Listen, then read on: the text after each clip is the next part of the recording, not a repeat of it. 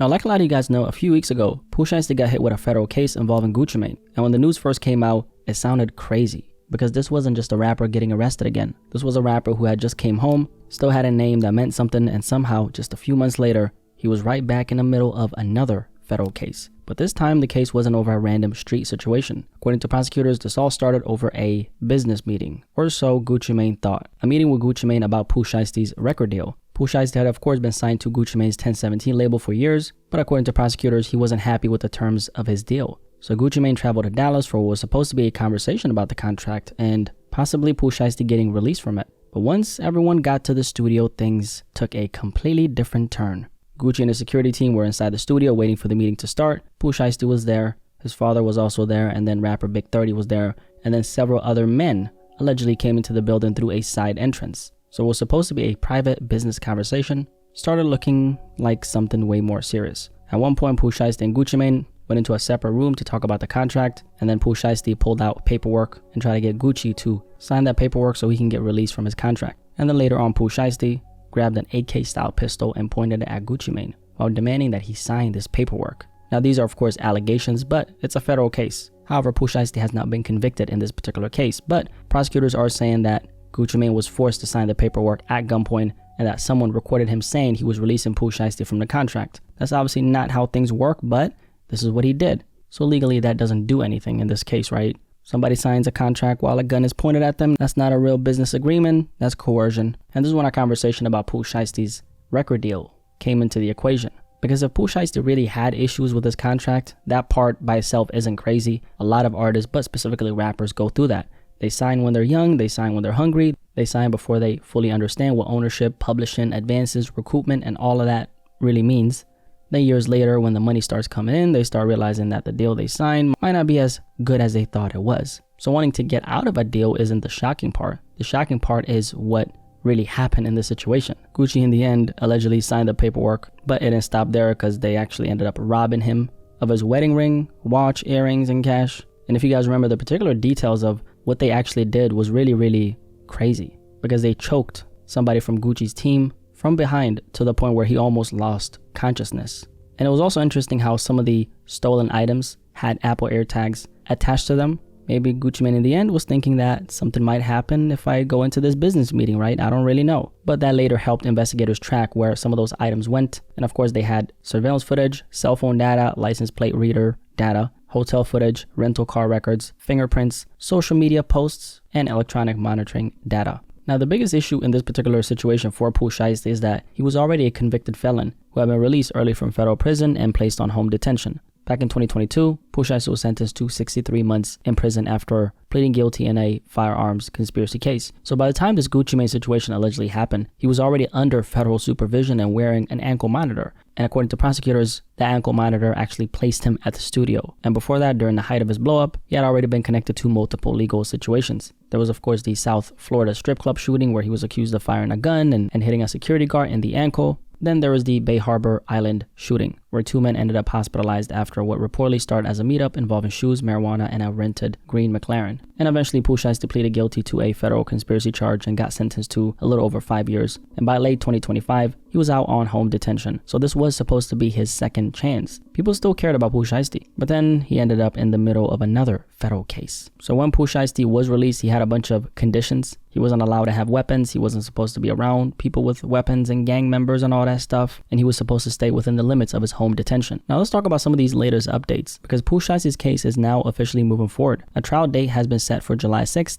His father has been ordered released from federal custody, but Pooh Shiesty himself was denied bond. And that's where there's a lot of questions, because in a lot of these cases, you see people get arrested, post bond, and fight the case from the outside. But in Pooh Shiesty's case, the judge wasn't willing to let him out. And in his particular situation, the judge found there was credible evidence presented at the hearing initially when he was arrested. The court also thought that it wouldn't really make sense for him to be released to the public due to public safety. So basically, the judge looked at the seriousness of the charges and the fact that there were firearms involved here, and the fact that this entire case actually carries a potential life sentence for Pooh Shiesty, and the fact that Pooh Shiesty was already on home detention when this allegedly happened. So from the court's perspective, that was enough to keep him locked up while the case moves forward. And that is a big deal because bond isn't just about whether somebody's famous or whether they have money or whether they have people willing to vouch for them. The judge is looking at risk at the end of the day. Are you a flight risk? Are you a danger to the community? And can they trust that you're going to follow the rules if they let you out? And in Pooh Shiesty's situation, the problem is obvious. He was already out on a bunch of conditions and his movements were pretty limited and he was already being monitored. But he still ended up in Dallas in the middle of this situation. So if those conditions didn't stop him from doing all this crazy stuff here, why would more conditions suddenly be enough now? Now, his lawyer at the time actually pushed back on the government's case, and he pointed out that prosecutors waited around 3 months before bringing charges. So from his perspective, that delay raises a lot of questions about how solid the case really is. He also questioned the evidence prosecutors don't have. According to him, they don't have the alleged contract, they don't have the alleged video of Gucci Mane signing the contract, they don't have the guns, they don't have the jewelry, and that's the defense angle. So his defense is basically saying the government is relying on a lot of circumstantial evidence, but they're missing some of the most important physical pieces. And to be fair, that is something they can't argue for because the prosecutors are saying someone was forced to sign a contract at gunpoint, but they don't have the paperwork or they don't have the video.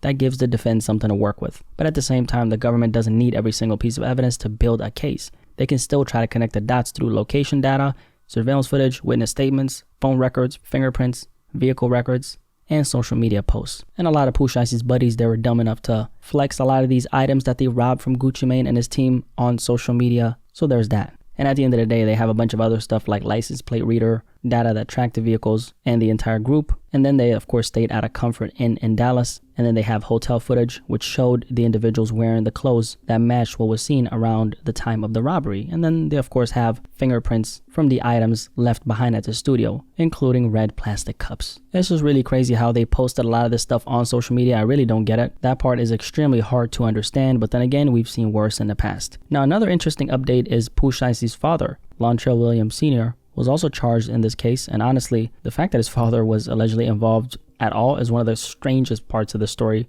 because the OGs are supposed to teach these kids, man. I mean, really think about it. When you think about somebody coming home from prison, getting another shot at life and trying to rebuild their career, the last person you would expect to be caught up in this situation with them is their own father. But that's beside the point. A federal judge actually denied the government's request to revoke his release, so Pooh Shiesty's father has been ordered released from federal custody while Pooh Shiesty himself remains locked up. And that tells you something important. The court is not treating everyone the exact same way just because they're charged in the same case. Obviously, the judge is looking at each person individually, their alleged role, their criminal history, their bond conditions, their risk level, their connection to the actual evidence, whether they were already under supervision or not, whether weapons were involved, and whether the court believes they can safely be released. So in Pooh Shiesty's case, the court clearly saw him as a bigger concern.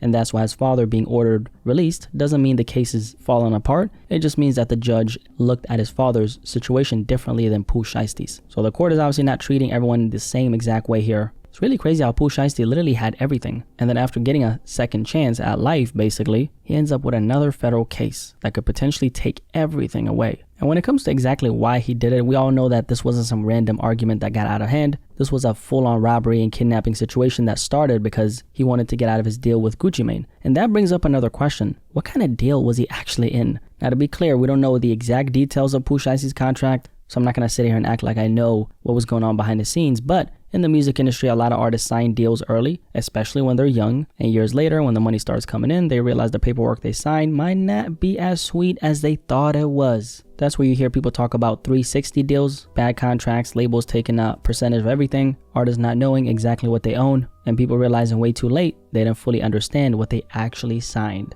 And this is why it's so important for artists to have their own lawyer, not a lawyer the label recommends, okay? That's how you get finessed. That shit's a scam, okay? Not somebody connected to the people you're signing with, your own lawyer. Because if the people you're about to sign with are also helping you find the person who's supposed to protect you from them, that should already tell you something. You're about to get finessed. But even if Pooh Shiesty was unhappy with his deal, that still doesn't excuse what prosecutors are accusing him of. At some point, you have to handle business like business. You get lawyers, you negotiate, you take it to court, you fight it properly. What you don't do is pull up with a bunch of goons, pressure somebody into signing paperwork, and turn a contract dispute into a federal robbery and kidnapping case. That shit's crazy. Because even if you feel like you got finessed, once you respond like that, you end up making your own situation 10 times worse.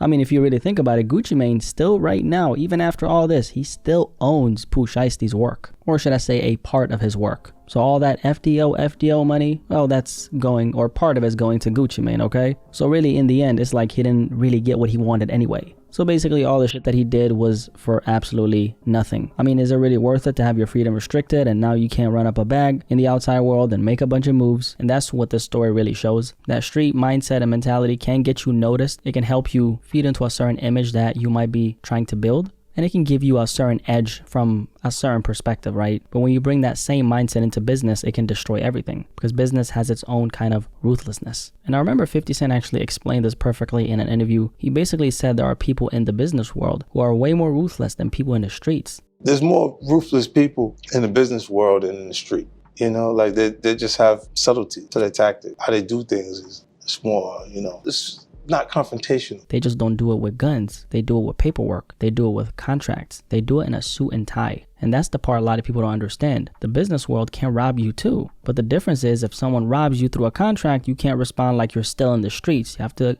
be smarter. You have to build a team. You have to learn the game. You have to put people in positions to protect you. And that's where a lot of artists mess up. They might get the money, they'll get the fame, and they'll get a bunch of people around them, but they still don't really have systems in place to protect themselves. I remember hearing something about Taylor Swift where it's been said that she basically has people watching over the people she hired. And that might sound extreme, but it makes a lot of sense because once you reach a certain level, it's not enough to just hire one person and hope everything is being handled properly. You need lawyers. You need checks and balances. You need people who can catch problems before they turn into bigger problems. Because if one person is watching the money and another person is checking that person, now you're not just trusting one person with your entire business and livelihood. You're building a system. And that's what a lot of artists don't realize early enough. But then again, it's really hard to realize it when you're in it. So the streets might teach you how to survive pressure, but business teaches you how to survive paperwork. Because in business, you're not always going to get the deal you want. You're not always going to feel like you got treated fairly. And sometimes you might even feel like somebody played you and finessed you. But even then, you still have to handle things as professionally as you can. If you're going to be ruthless in business, be ruthless with that paperwork. Be ruthless with lawyers. Be ruthless with your strategy, not threats, not coercion, not kidnapping allegations. And that's why a lot of people don't like doing business with people who have this type of mindset, not because they come from the streets. The issue is they don't know how to handle conflict without taking it there. And even if Pooh Shiesty somehow beats this case, there's still another problem, which is his reputation. Because in music, and honestly in business in general, right, your reputation is everything. If people are scared to do business with you, they're not going to say it publicly. They're just not going to make that call. They're not going to meet you. They're not going to invest in you. They're not going to take that risk of working with you. And that might be one of the biggest consequences for Pooh Shiesty here, aside from the fact that he's now inside a cell with other men. Even if he ends up walking away from this legally, people in the music industry are still gonna look at his situation and ask themselves one question. Do I really want to be in business with somebody where a contract dispute could allegedly turn into this? I mean, who the fuck actually wants to be held at gunpoint? That doesn't sound like a fun thing. And a lot of times too, situations like that can turn into somebody losing their life. That's why they're so dangerous. And that's why Pooh Shiesty is facing life in prison here. Also, he was a convicted felon and he did this in Texas, which is basically the worst place to commit any crimes because they gon' hold you accountable, that's for sure. If you want to up the K, don't do it in Texas because they don't play. Really random, but I think if every place handled crime like Texas does, the world, I think, would be a better place. That's what I think. But what do you think? And that's why this case is so damaging. It's not just about prison time. It's about trust. It's about reputation. It's about whether people will ever look at him as someone they can safely do business with. So the trial date for this particular case has been set. His father has been ordered released. Pooh Shiesty himself is still locked up. And as more updates come out, I'm of course going to keep you guys updated. But as of right now, this is where things stand. Pooh Shiesty came home with a second chance, and now he might lose everything. If you made it this far, drop a like on this video, and of course subscribe if you're new here. I'm very curious what you guys think about this Pooh Shiesty update. This might be a generational crash out right here, honestly. But anyway, we'll find out more very soon what happens. And like I said, I'll keep you guys updated, okay? Y'all let me know in the comment section below. I'll catch you guys in the next video. Peace, I'm out.